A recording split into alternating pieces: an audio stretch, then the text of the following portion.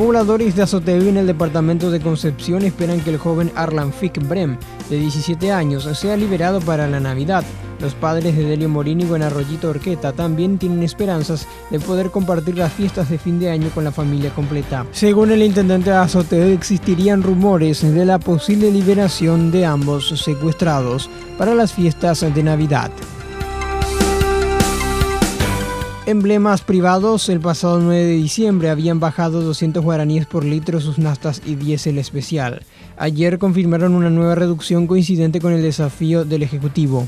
La rebaja oscila entre 100 y 400 guaraníes. Petropar seguiría manteniendo una diferencia importante de precios más bajos de las naftas en el mercado local respecto a los demás emblemas. Pero esto no incide mucho como presión porque tienen menos del 10% del mercado. Un abogado taiwanés residente en Paraguay divulgó este viernes un vídeo de la televisión china de otra paraguaya detenida por drogas en Shanghái en enero de 2013. Hasta el momento se desconocen mayores datos. El abogado Shen Kuo posteó en su cuenta de Facebook el vídeo donde se ve a una compatriota detenida por la policía del mencionado país y según la traducción el nombre de la misma sería Eulalia. La detención se dio el 9 de enero de 2013. Sin embargo, el material periodístico fue emitido por la TV china el 25 de junio de ese año.